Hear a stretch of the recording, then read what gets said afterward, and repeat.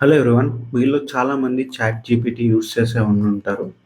Chat GPT అసలు ఎలా work అవుతది అనే క్వెషన్ మీలో చాలామందికి వచ్చుండుండిద్ది.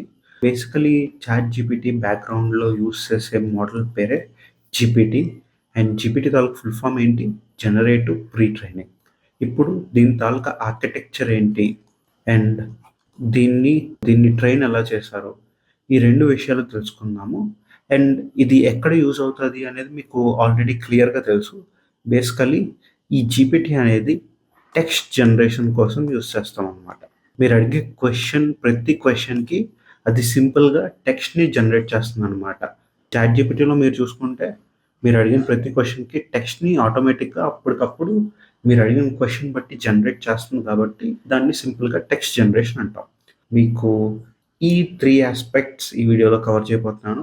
ఒకటి ఆర్కిటెక్చర్ అండ్ రెండోది ట్రైనింగ్ అండ్ దాని అప్లికేషన్ ఏంటనేది ఇప్పుడే చెప్పేసాను. సో, మళ్ళా ఇంకా కవర్ చేయాల్సిన అవసరం లేదు.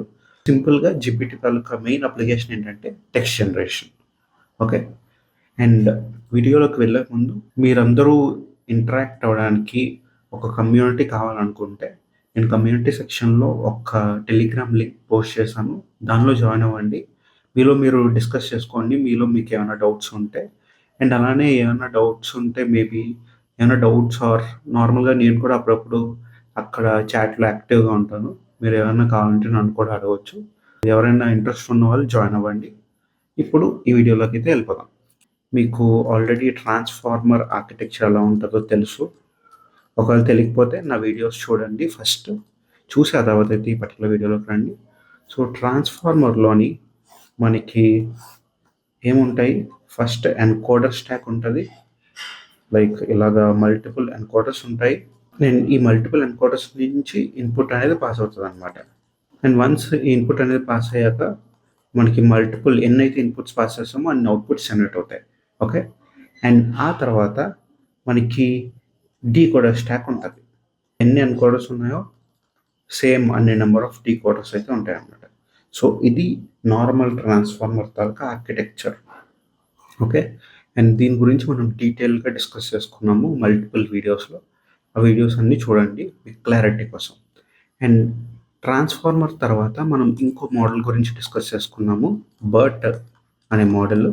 అండ్ ఈ బర్ట్ అనే మోడల్ కూడా ట్రాన్స్‌ఫార్మర్ బేస్డ్ మోడలే. కానీ ఎగ్జాక్ట్ ట్రాన్స్‌ఫార్మర్ ఆర్కిటెక్చర్ అయితే ఫాలో అవ్వమనమాట. బర్ట్‌లో మనం ఏం యూజ్ చేస్తాం? జస్ట్ ఎన్కోడర్స్ లేయర్స్ మాత్రమే యూజ్ చేస్తాం అనమాట. ట్రాన్స్‌ఫార్మర్‌లో మనకి బోత్ ఎన్కోడర్ అండ్ అలానే డీకోడర్ లేయర్స్ ఉంటాయి. సో, ఇవన్నీ మన ఎన్కోడర్ లేయర్స్ అండ్ ఇవన్నీ మన డీకోడర్ లేయర్స్. వేరస్ బర్ట్‌కొచ్చేసరికి ఓన్లీ ఎన్కోడర్ లేయర్స్ మాత్రమే ఉంటాయన్నమాట. అండ్ బర్ట్ ఏ అప్లికేషన్ కోసం యూజ్ చేస్తాము? బర్ట్ మెయిన్‌లీ క్లాసిఫికేషన్ కోసం యూజ్ చేస్తాం అనమాట. ఏ NLP or text based classification అయినా మనం బర్ట్ యూజ్ చేసి అయితే చేయొచ్చు. బర్ట్ తాలూకా మెయిన్ అప్లికేషన్ వచ్చేసి టెక్స్ట్ క్లాసిఫికేషన్ అనుకోవచ్చు. ఓకే. అండ్ నౌ ఇప్పుడు మనం జీపీటీ గురించి డిస్కస్ చేసుకోబోతున్నాం. అండ్ ఈ జీపీటీ అనేది దీని తాలూకా మెయిన్ అప్లికేషన్ ఏంటి? మీకు ముందే చెప్పినట్టు టెక్స్ట్ జనరేషన్ అనమాట. అండ్ టెక్స్ట్ జనరేషన్ అనేది చాలా ఇంపార్టెంట్. మీరు ఇప్పుడు మోస్ట్‌లీ యూజ్ చేస్తున్న మోడల్స్ అన్నీ టెక్స్ట్ జనరేషనే చేస్తాయి. అండ్ మోస్ట్‌లీ మీరు యూజ్ చేస్తున్న మోడల్స్ అన్నీ క్లాడ్ కానీ, జెమినై కానీ అన్నీ ఆల్మోస్ట్ సేమ్ ఆర్కిటెక్చర్‌ని ఫాలో అవుతాయి. ఓకే. ఆ ఆర్కిటెక్చర్ ఏంటంటే ఓన్లీ డీకోడర్ స్టాక్ అనమాట. ఒరిజినల్ ట్రాన్స్‌ఫార్మర్ ఆర్కిటెక్చర్‌లో మీకు బోత్ ఎన్కోడర్ అండ్ ఇంకా డీకోడర్ స్టాక్ ఉంటాయి. వెరాస్ బర్ట్ మోడల్‌లో ఓన్లీ ఎన్కోడర్ స్టాక్ మాత్రమే ఉంటది.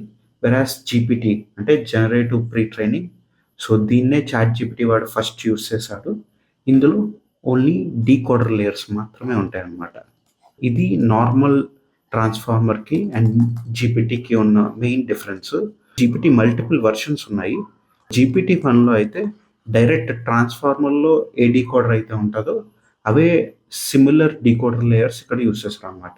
మీకు ట్రాన్స్‌ఫార్మర్ డీకోడర్ ఒకటి గీసి చూపిస్తాను. అప్పుడు మీకు ఇంకా క్లారిటీ వస్తది. అసలు డీకోడర్‌లో ఏమేమి ఉంటాయి అనేది. మీకు గనుక గుర్తుండుంటే ట్రాన్స్‌ఫార్మర్ డీకోడర్‌లో ఏమేమి ఉంటాయంటే ఫస్ట్ మాస్క్డ్ సెల్ఫ్ అటెన్షన్ ఉంటది. అండ్ నెక్స్ట్ లేయర్ నార్మలైజేషన్ ఉంటది. సో, లేయర్ నార్మలైజేషన్ కన్నా ముందు దీనికొచ్చిన ఇన్పుట్‌ని మనం యాడ్ చేసి ఆ తర్వాత లేయర్ నార్మలైజేషన్‌కి పంపిస్తాము. అండ్ దాని తర్వాత మనం ఏం చేస్తాము, క్రాస్ అటెన్షన్ యూస్ చేస్తాం. సో ఇక్కడ క్రాస్ అటెన్షన్ అంటే ఏంటి, బేసికలీ మనం ఎన్కోడర్ నుంచి వచ్చే ఇన్పుట్ని అండ్ ఇంకా డీకోడర్కి పాస్ చేసే ఇన్పుట్ని రెండింటిని కంబైన్ చేస్తాం అన్నమాట ఈ క్రాస్ అటెన్షన్లో. ఈ క్రాస్ అటెన్షన్కి వెళ్తాము అండ్ ఈ క్రాస్ అటెన్షన్కి వెళ్ళిన తర్వాత కూడా మళ్ళీ మీకు లేయర్ నార్మలైజేషన్ ఉంటుంది. అండ్ లేయర్ నార్మలైజేషన్ కన్నా ముందు మీకు ఇలాగ ముందు నుంచి తర్వాతకి యాడ్ చేస్తాం అన్నమాట. ఇవన్నీ ఎందుకు చేస్తాము ఏంటి అనేది మనం డీటెయిల్గా డిస్కస్ చేస్తాము ట్రాన్స్ఫార్మర్ డీకోడర్ వీడియోస్ అయితే చూడండి. అండ్ ఆ తర్వాత మీకు ఫీడ్ ఫార్వర్డ్ నెట్వర్క్ ఉంటుంది. అండ్ దీని తర్వాత అగైన్ ఇది యాడ్ చేసి అండ్ ఆ తర్వాత లేయర్ నార్మలైజేషన్ అయితే చేస్తాం అన్నమాట. ఒక ట్రాన్స్ఫార్మర్ డీకోడర్ అయితే ఓవరాల్గా ఇలా కనిపిస్తుంది. కానీ ఇక్కడ మీరు చూసుకుంటే ఇక్కడ క్రాస్ అటెన్షన్ అనే బ్లాక్ ఉంది. ఈ క్రాస్ అటెన్షన్ ఏం చేస్తుంది, బోత్ ఎన్కోడర్ అండ్ ఇంకా డీకోడర్ ఇన్పుట్స్ని కంబైన్ చేస్తుంది. So encoder and decoder inputs తీసుకొని వాటిని కంబైన్ చేస్తుంది అనమాట ఈ క్రాస్ అటెన్షన్. కానీ ఈ పర్టికులర్ కేసులో మనకు అసలు ఎన్కోడర్సే లేవు. ఈ జీపీటీ చూసుకుంటే ఇందులో ఓన్లీ డీకోడర్స్ మాత్రమే ఉన్నాయి కాబట్టి ఈ క్రాస్ అటెన్షన్ అనే పోర్షనే మనకు అవసరం లేదన్నమాట. సో జీపీటీలోని ఒక డీకోడర్ ఎలా కనిపిస్తుంది అంటే బేసికలీ ఫస్ట్ మాస్కడ్ సెల్ఫ్ అటెన్షన్ ఉంటుంది అండ్ ఆ తర్వాత మీకు ముందు లేయర్ నుంచి తెచ్చి ఇక్కడ యాడ్ చేస్తాము. ఆ తర్వాత లేయర్ నార్మలైజేషన్ ఉంటుంది అండ్ లేయర్ నార్మలైజేషన్ తర్వాత అగైన్ ఫీడ్ ఫార్వర్డ్ నెట్వర్క్ ఉంటుంది. దాని తర్వాత అగైన్ మళ్ళీ ముందు నుంచి తెచ్చి తర్వాత యాడ్ చేస్తాము అండ్ ఆ తర్వాత అగైన్ లేయర్ నార్మలైజేషన్ ఉంటుంది. ఓకే, నేను సింపుల్గా షార్ట్ ఫామ్స్లో రాశాను.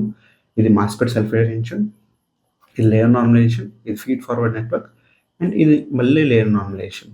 ఎందుకు ఈ క్రాస్ అటెన్షన్ని పీకేస్తాం, ఎందుకంటే ఈ క్రాస్ అటెన్షన్కి బోత్ ఎన్కోడర్ అండ్ ఇంకా డీకోడర్ ఇన్పుట్స్ కావాలి.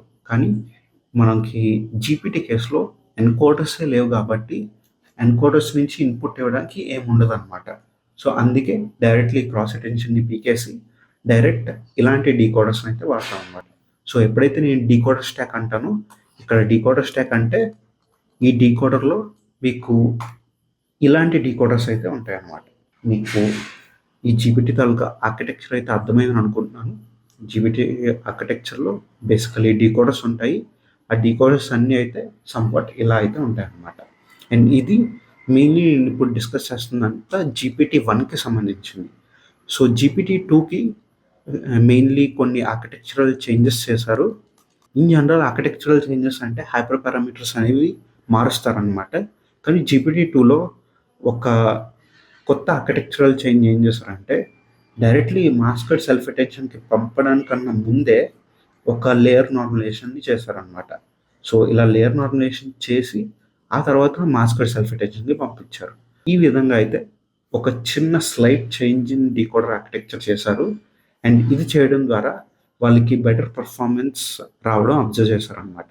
అందుకే ఇంకో లేయర్ నార్మలైజేషన్ ముందు యాడ్ చేశారు. ఇది జీపీటీ 2 తాలూకా ఆర్కిటెక్చర్. అండ్ జీపీటీ 3లో ఆల్మోస్ట్ సేమ్ ఆర్కిటెక్చర్ యూస్ చేస్తారు, just by changing the hyper parameters. Hyper parameters అంటే ఎన్ని ఇన్పుట్స్ పాస్ చేయగలం అండ్ ఇంకా ఒక్కొక్క ఎంబెడింగ్ వెక్టర్ సైజ్ ఎంత అండ్ నెంబర్ ఆఫ్ డీకోడర్స్ ఎన్ని అండ్ ఇంటర్నల్గా ఎన్ని హెడ్స్ ఉన్నాయి. సెల్ఫ్ అటెన్షన్లో multi headed self attention use చేస్తాం మనం స్పెషల్లీ, అక్కడ ఎన్ని హెడ్స్ మనం యూస్ చేసుకోవాలి. ఇవన్నీ అయితే డిఫరెంట్ హైపర్ పారామీటర్స్ అన్నమాట. అవి వాళ్ళు డిసైడ్ చేస్తారు. అంటే జీపీటీ ఎవరైతే డిజైన్ చేస్తున్నారో ఆ ఆర్కిటెక్ట్ అయితే డిజైన్ చేస్తాడనమాట. ఇలాగ చాలా జీపీటీ వర్షన్స్ వచ్చాయి ఇప్పటికీ. బేసికలీ ఇదన్నమాట జీపీటీ తాలూకా ఆర్కిటెక్చర్. ఇప్పుడు మనం జీపీటీని ఎలా ట్రైన్ చేయొచ్చో చూద్దాం. బేసికలీ జీపీటీని ఎలా ట్రైన్ చేస్తామంటే ట్రాన్స్ఫార్మ్ ఎలా ట్రైన్ చేస్తామో సిమిలర్లీ జీపీటీని కూడా అలానే ట్రైన్ చేస్తాం. ఇది మన జీపీటీ బ్లాక్ అనుకుందాం, ట్రాన్స్ఫార్మర్ బ్లాక్. దీనికి మన దగ్గర multiple billions of sentences data సెట్లో ఉంటాయి. అందులో ఒక సెంటెన్స్ తీసుకొని ఎక్స్ప్లెయిన్ చేస్తాం. లైక్ సెంటెన్స్ 1లో S1 S2 so on SN ఇవి మన వర్డ్స్ అనుకుందాము మన సెంటెన్స్లో. ఈ టైంలో మనం ఏం చేస్తామంటే స్పెషల్లీ ట్రైనింగ్ అప్పుడు సెంటెన్స్ 1 పంపిస్తాము అండ్ అవుట్పుట్ ఏం ఎక్స్పెక్ట్ చేస్తామంటే సెంటెన్స్ 2 రావాలని ఎక్స్పెక్ట్ చేస్తాం. సారీ, సెంటెన్స్ కావు, ఇవి వర్డ్స్ అనమాట. మీరు కన్ఫ్యూజ్ అవుతారు కాబట్టి వీటిని డబ్ల్యూకి మార్చేద్దాం. W1 W2 so on WN and ఇది W1. అండ్ ఇది W2 అనమాట. ఓకే. ఫస్ట్ మనం W1 అనే వర్డ్ పంపిస్తాము. పంపించిన తర్వాత W2 వర్డ్‌ని ఎక్స్‌పెక్ట్ చేస్తాం అనమాట. ఎందుకంటే నెక్స్ట్ వర్డ్ అనేది ఇదనమాట W2. అందుకే W2 రావాలని ఎక్స్‌పెక్ట్ చేస్తాం. కానీ అదే వస్తదన్న గ్యారంటీ అయితే లేదు. ఎందుకంటే మనం ట్రైనింగ్ చేస్తున్నాం కాబట్టి. ఈ W2 కాకుండా సంథింగ్ లైక్ W10 వచ్చిందనుకోండి. అప్పుడు మనం ఏం చేస్తాము, లాస్ క్యాలిక్యులేట్ చేస్తాం అనమాట. లాస్‌లో యాక్చువల్ అవుట్‌పుట్ W2 అండ్ ఇంకా W10 2 పంపిస్తాం. అంటే ఇది యాక్చువల్ అవుట్‌పుట్, ఇది ప్రెడిక్టెడ్ అవుట్‌పుట్. రెండిటికి యూజ్ చేసుకొని మనం లాస్ క్యాలిక్యులేట్ చేస్తే మనకి సమ్ లాస్ L1 వస్తదనమాట.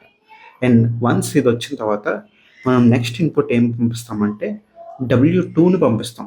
యాక్చువల్లీ ఇన్ఫరెన్స్‌లో మనం ఈ W10 పంపియాలి. అంటే ఇక్కడ ఏదైతే జనరేట్ అయిందో దాన్ని పంపియాలి. కానీ మనకి ఇక్కడ యాక్చువల్‌గా ఏంటి ఇన్పుట్ అనేది తెలుసు కాబట్టి, మన హోల్ సెంటెన్స్ తెలుసు కాబట్టి ట్రైనింగ్ అప్పుడు ఇక్కడ ఏదైతే మనకి యాక్చువల్ వర్డ్ ఉందో అదే పంపిస్తాం అనమాట.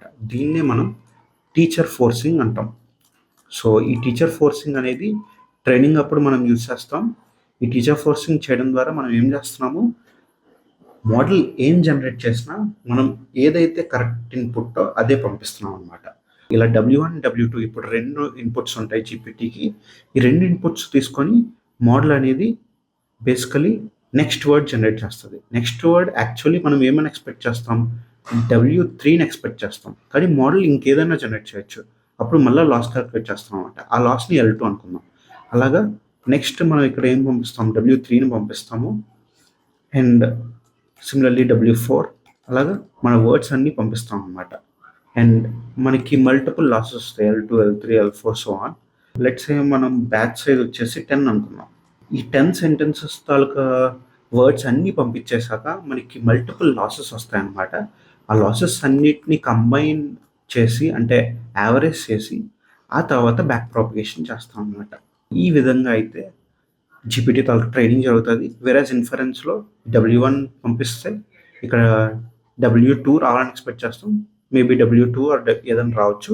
మనకి ఏదైతే వస్తుందో దాన్ని ఇన్పుట్గా పంపిస్తాం అనమాట. ఓకే.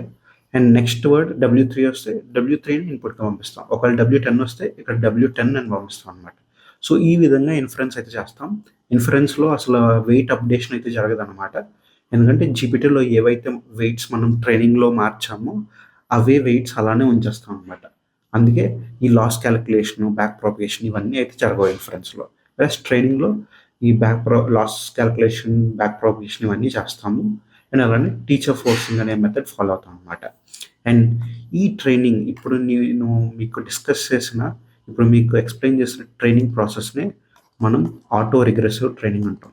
ఆటో రిగ్రెసివ్ ట్రైనింగ్ అంటే ఏంటి, బేసికలీ నెక్స్ట్ వర్డ్ ప్రిడిక్షన్ అని కూడా అనుకోవచ్చు. Next word or next token prediction అనమాట. సింపుల్గా ఒక ఇన్పుట్ ఇచ్చి నెక్స్ట్ అవుట్పుట్ ప్రిడిక్ట్ చేయమని అడుగుతాం. అండ్ వన్స్ అది ప్రిడిక్ట్ చేశాక 2 ఇన్పుట్స్ ఇచ్చి నెక్స్ట్ అవుట్పుట్ ప్రిడిక్ట్ చేయమని అడుగుతాం. వన్స్ అది కూడా చేశాక 3 ఇన్పుట్స్ ఇచ్చి ప్రిడిక్ట్ చేయమని అడుగుతాం. ఈ విధంగా అయితే మనం జీపీటీని ట్రైన్ చేస్తాం అనమాట. ఇలాగ multiple sentences, some billions and trillions of sentences మీద ఇది ట్రైన్ అయ్యి మొత్తం అసలు జనరేషన్ని మాస్టర్ చేసి మనకి అవుట్పుట్ అయితే అంత బాగా ఇవ్వగలుగుతుంది అనమాట. ఇది simple architecture of GPT. And GPT mainly దేనికోసం యూస్ చేస్తాం, టెక్స్ట్ జనరేషన్ కోసం యూస్ చేస్తాం అనమాట. మీకు అంత క్లియర్గా అర్థమైంది అనుకుంటున్నాను. అండ్ వీడియో నచ్చినట్లయితే please like, share and subscribe. Thank you everyone. By by.